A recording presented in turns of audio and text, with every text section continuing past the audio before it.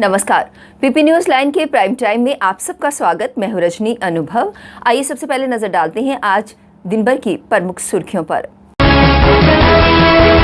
केंद्रीय मंत्री डॉक्टर जितेंद्र सिंह ने दंदियाल इलाके में भूकंपीय वेधशाला का किया उद्घाटन। कहा, इससे धरती में चल रही गतिविधियों को जानने में मिलेगी मदद। पीएम योजना के तहत कश्मीरी हिंदू कर्मचारी अपनी पात्रता के अनुरूप 7 जुलाई तक होंगे पदोन्नत, कहा उपराज्यपाल ने।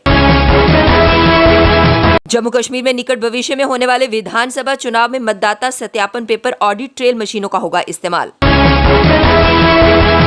और बारिश के चलते मां वैष्णो देवी में यात्रियों की सुरक्षा को देखते हुए बैटरी कार सेवा फिलहाल की गई बंद।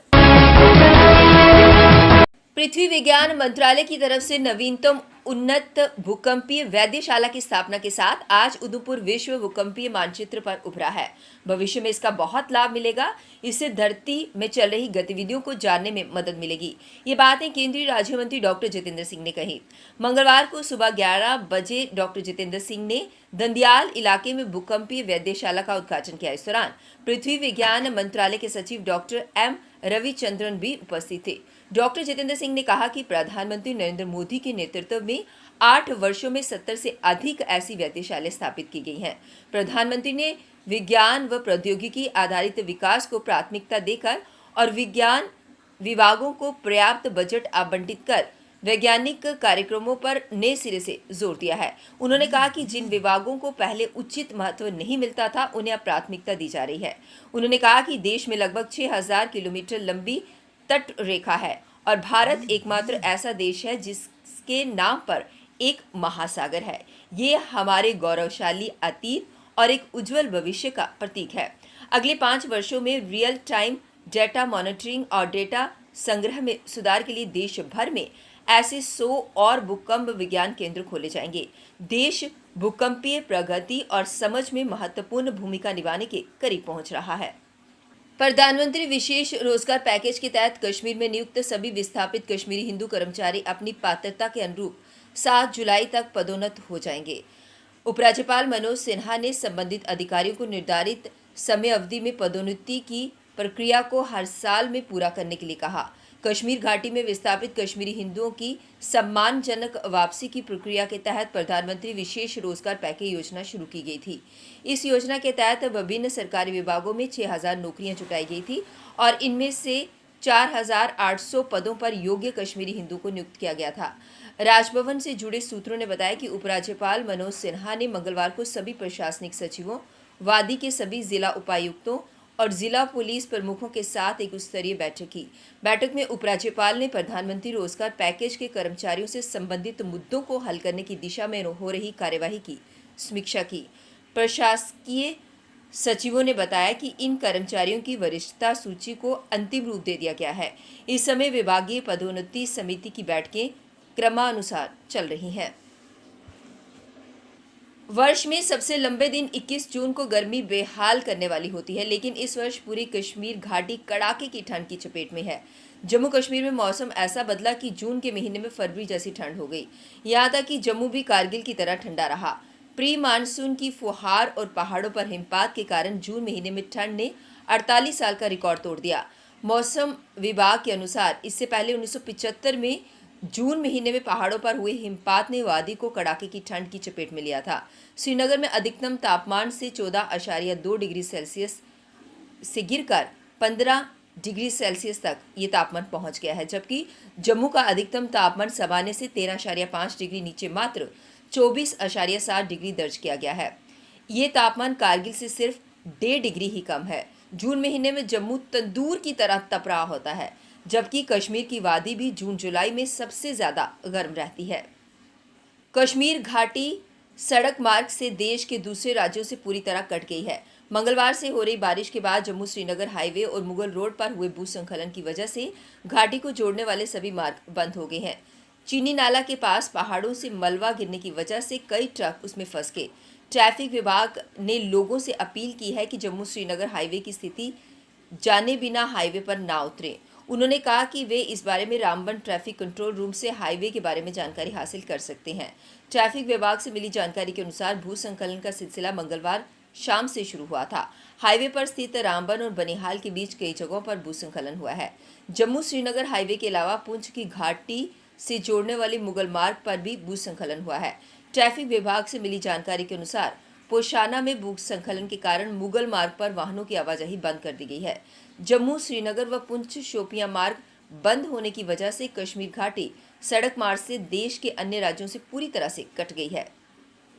जम्मू कश्मीर में निकट भविष्य में होने वाले संभावित विधानसभा चुनाव में 14,850 M3 VVPAT यानी कि मतदाता सत्यापन पेपर ऑडिट ट्रेल मशीनों का इस्तेमाल होगा।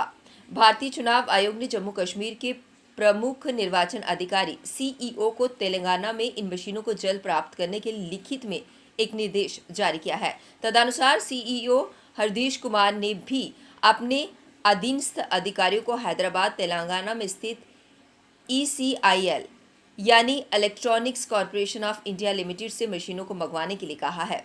संबंधित सूत्रों ने बताया कि CEO हरदेश कुमार ने कश्मीर में संभाग में सहायक मुख्य निर्वाचन अधिकारी अल्ताफ अहमद और जम्मू में सहायक मुख्य निर्वाचन अधिकारी रोहित कश्यप को संबंधित कंपनी के साथ समन्वय और संवाद स्थापित कर अपने अपने कार्याधिकार क्षेत्र के लिए VVPAT मंगवाने के लिए कहा है। उन्होंने ये प्रक्रिया 29 जून से शुरू करने के लिए कहा है।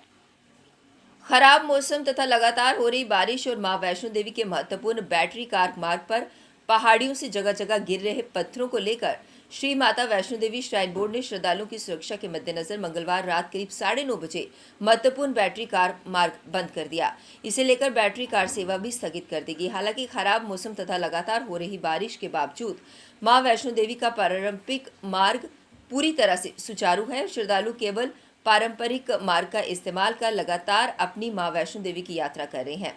बैटरी कार मार्ग पर श्रद्धालुओं की आवाजाही जारी रही, परंतु इसी बीच जैसे ही इस महत्वपूर्ण मार्ग पर पहाड़ियों से पत्थर गिरने की घटनाएं होने लगी तो श्राइन बोर्ड प्रशासन ने श्रद्धालुओं की सुरक्षा को लेकर ये मार्ग फिलहाल बंद कर दिया। वहीं लगातार हो रही बारिश ने श्रद्धालुओं को हल्की ठंड का एहसास करवा दिया है, परंतु विपरीत मौसम के बावजूद श्रद्धालुओं के हौसले मां वैष्णो देवी यात्रा को लेकर लगातार बने हुए हैं। शहर से सटे महरौली औद्योगिक क्षेत्र स्थित पेपर मिल में अचानक आग लग गई। मंगलवार सुबह हुई इस घटना के बाद मिल परिसर में हड़कंप मच गया। आनन फानन में मिल के कर्मचारियों ने फायर फाइटिंग सिस्टम का उपयोग करते हुए आग को बुझाने का प्रयास किया, लेकिन तेजी से धधक रही आग को देखते हुए जानकारी फायर सर्विस को दी। मौके पर फायर सर्विस के जवानों ने मोर्चा संभालते हुए मिल के कर्मचारियों के साथ मिलकर आग पर काबू पा लिया। वहीं पुलिस भी मौके पर पहुंच गई। मिल के मालिक पीयूष रस्तोगी ने बताया कि भंडारण क्षेत्र में कागज की सफाई के लिए इस्तेमाल होने वाली ब्लीचिंग केमिकल में आग लगी थी, जिसे समय रहते काबू पर पा लिया गया। थोड़ी देर और होती तो वहां रखे करोड़ों के कागज तक आग पहुंच जाती। आग से कोई कर्मचारी हताहत नहीं हुआ है। नुकसान के बारे में अभी तक कुछ कहना संभव नहीं है। जिस स्थान पर आग लगी वहां एक केबल गिरी हुई थी, लेकिन अभी ये नहीं पता चला कि केबल के गिरने से आग लगी या फिर आग से जलकर केबल गिरी है। अब वक्त तो चला एक ब्रेक का, मिलते हैं ब्रेक के बाद। मजबूती की पहचान ACC cement, messrs Bishandas Jaswal and sons, authorised stockist, ACC cement, 45 transport Nagar, Jammu. रंगीन खबरों की परत दर परत होता है तबसरा, बयां करता है खबर के पीछे की कहानी। तीर पंचाल से सब कुछ दिखता है।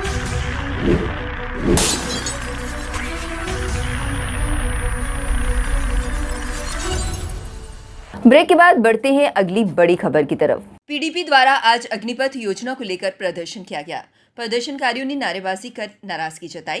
प्रदर्शनकारियों ने अग्निपथ योजना को लेकर रोष व्यक्त किया। प्रदर्शनकारियों ने कहा कि ये योजना युवा विरोधी है। 4 साल तक युवा काम करेंगे, लेकिन इसके बाद वो कहां जाएंगे, इसके बारे में सरकार ने अभी नहीं सोचा। उन्होंने इस योजना के प्रति रोष जताया और इसे वापस लेने की मांग की। इस दौरान प्रदर्शनकारियों ने प्रदर्शन करते हुए आगे बढ़ने का प्रयास किया, जिसे पुलिस ने विफल कर दिया। पुलिस और प्रदर्शनकारियों के बीच इस दौरान धक्का मुक्की भी हुई। लेकिन ये जो इन्होंने पॉलिसी बनाई है, अगर पॉलिसी बनानी थी तो पहले कोई डिबेट होती, कोई बातचीत होती आपस में, कोई बच्चों को कॉन्फिडेंस में लिया जाता। इस पॉलिसी के फायदे और नुकसान अगर बच्चों को बता दिए जाते तो आज ये आगजनी ना होती। अब इन्होंने कहा जी हम 12 लाख रुपया देंगे, 12 लाख दें चाहे 50 लाख भी दें, 4 साल के बाद जो बच्चे बाहर आएंगे इस पैसे को क्या करेंगा? आज 2 का जो जमीन है वो भी नहीं ली जाती, तो बच्चों ने अपना फ्यूचर क्या बनाना है?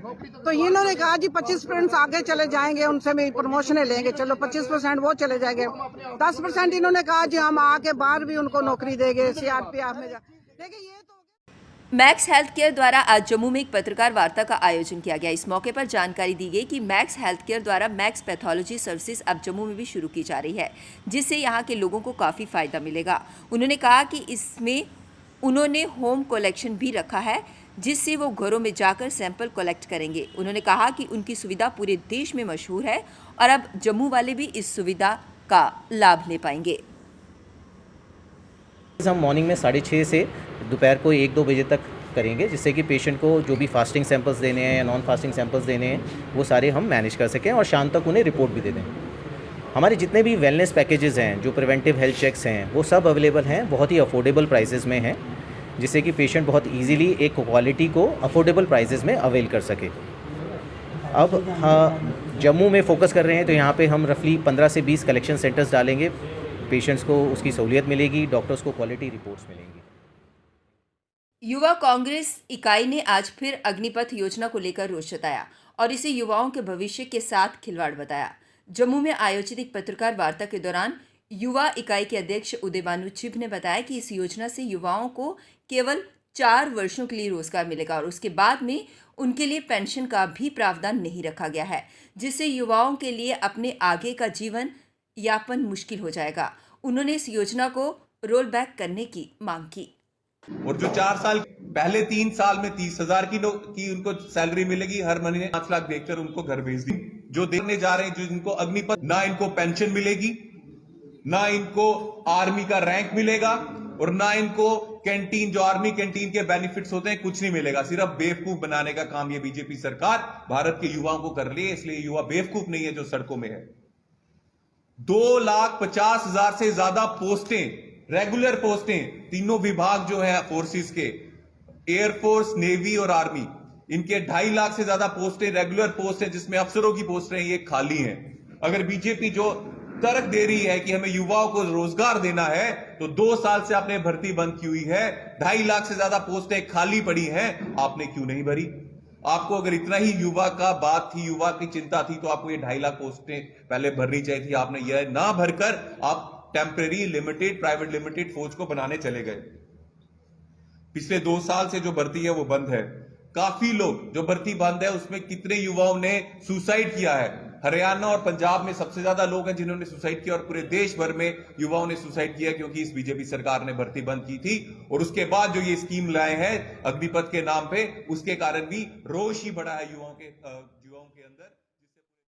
परेड सब्जी मंडी में काम करने वाले दुकानदारों द्वारा आज अपनी मांगों को लेकर प्रदर्शन किया गया। प्रदर्शनकारियों ने जम्मू नगर निगम के खिलाफ नाराजगी जताई। प्रदर्शनकारियों ने कहा कि जम्मू स्मार्ट सिटी के तहत सब्जी मंडी को भी स्मार्ट बनाया जा रहा है और उन्हें यहां से स्थानांतरित कर छोटे छोटे खोखे दिए जा रहे हैं, जो उनके लिए पर्याप्त नहीं है। उन्होंने कहा कि अगर मंडी को स्मार्ट बनाना है तो यहाँ पर सुधार किया जाए, लेकिन उन्हें अपनी दुकानों से स्थानांतरित ना किया जाए। उन्होंने निगम से उनकी समस्या के समाधान की मांग की। हाई कोर्ट में बना हुआ है वो शेड, इस तरीके से गोल मंडी में शेड बना के दे हमें, तो हम इनके लिए शाना पछाना तैयार हैं। अगर ये जैसे हमारी दुकान के आगे फिर ये खोखे बना रहे हैं 3x3 के, 2x2 का, 2x6 का, 2x4 का, ऐसा हम नहीं बनने देंगे। चाहे हमें अपनी बच्चों के साथ भी इधर आके बैठना पड़ेगा, चाहे जो मर्जी ये करें। हमें बोल रहे हैं कि 8 करोड़ रुपए आया, 8 करोड़ रुपए से क्या होगा? 4 दुकानें बनती है। 8 करोड़ रुपए हमें दिखा के खाली ये लूट मार करने की कोशिश कर रहे हैं। तो हमारे साथ इनके साथ कोई 10 बार मीटिंग हो चुकी है। मैंने बोला अगर बनानी है किसी तरीके से बनाओ, जैसे हाई कोर्ट में शेड डाला हुआ है, ये तरपाले हटा देते हैं हम सब कुछ, ऐसे शेड बनाकर दो। स्मार्ट सिटी बनानी है, स्मार्ट मंडी बनाओ। सबसे ये पुरानी मंडी है, तो ये बनाने का इनका कोई तरीका नहीं है। हमें बार बार बोल रहे हैं 30 को काम लगाएंगे, हम ऐसे करेंगे, हम जबरदस्ती आपको निकाल देंगे। तो इसलिए मैंने प्रेस कॉन्फ्रेंस आज बुलाई है, तो हमारा यही मुद्दा है। पीपी न्यूज लाइन के प्राइम टाइम के आज के इस अंक में बस इतना ही। मुझे और मेरी पूरी टीम को दीजिए इजाजत और आप देखते रहिए पीपी न्यूज लाइन। नमस्कार। जम्मू में आई टेस्टिंग की साइंटिफिक और मॉडर्न टेक्नोलॉजी के लिए हमेशा याद रखें जेम ऑप्टिशियंस, जहां पर रखा जाता है आपकी हर जरूरत का ख्याल। Gem opticians with the facility of eye exercise, A scan, biometry, pachymetry और ऑटोमेटेड फील्ड एनालाइजर। और हाँ, हमारे यहाँ बढ़िया क्वालिटी के ब्रांडेड स्पेक्टिकल्स, सनग्लासेस और कॉन्टेक्ट लेंसेज मिलते हैं। आपका भरोसेमंद एक ही नाम, Gem opticians, Gandhinagar. Gem opticians, Nai Basti. Gem opticians, Amphalla. Gem opticians, Trikuta नगर।